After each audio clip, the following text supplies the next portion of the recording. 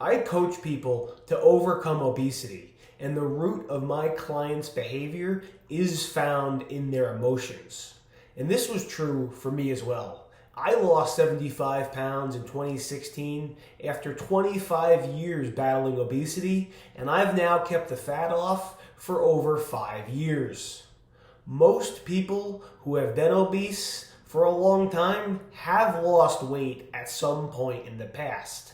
They buckled down, used willpower, made changes, and they saw results. Either they lost some weight or even all the weight they wanted to, but ultimately they were unable to sustain this for the rest of their lives. Now, this has to do with emotions and self-image. On a deep level, they don't feel good about who they are. They don't treat themselves with love based upon the way they see themselves on a subconscious level. So ultimately, they revert back to old, comfortable behavior patterns because what they did to lose fat isn't sustainable. Or after they reach their goal, they don't know how to live a normal life and end up gaining weight back. This is yo-yo dieting, where a person's weight will fluctuate up and down over a period of many years. Maybe you've been there. I know I have. Many also suffer from perfectionism, which is another sign of a lack of self-love, because they hold themselves to an unrealistic standard they are unable to reach. Some lose weight only to find that it doesn't measure up to what they had dreamed it would be.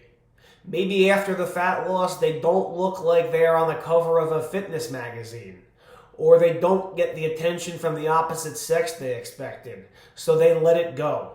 It's an all or nothing approach. These behavior patterns are rooted in emotions, and these emotional issues are what need to be treated in order to change the behavior patterns for the long term.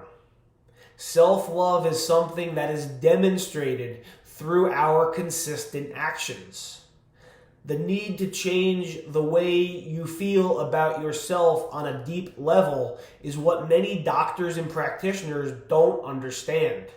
They'll argue endlessly for hours about which behaviors are ideal, but it's clear different people are able to find success with a variety of approaches. It's all about finding the right approach for an individual.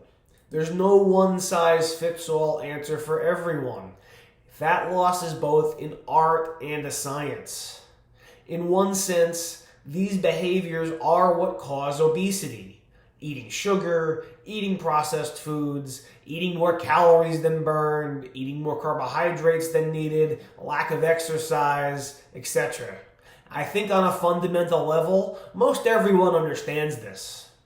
But understanding this doesn't mean that an individual is able to implement these changes as a sustainable lifestyle. The bigger question is, why do they engage in these behaviors even when they oftentimes understand that they aren't optimal? Why is it that other people are able to live in this same environment where poor food choices are the norm, but manage to maintain a weight without becoming obese? It's not a question of willpower. They have a different self-image, which leads to different beliefs, different emotions, and ultimately different behaviors. So why do they behave differently? It's because they see themselves differently on a subconscious level. In order to make fat loss sustainable, you must come to see yourself differently. You must love yourself, but self-love is built through actions, not words. Love yourself unconditionally, but also hold yourself accountable. And this can be a challenging balance to reach. Let go of the suppressed and repressed negative emotions that you may have been holding on to for a long time. Some of my clients want me to be a disciplinarian, but I don't usually take that approach because that isn't going to be something that's sustainable for the long term, and that's not what they need to heal. Long-term fat loss starts with positive self-talk, and it ends with consistent positive self-action.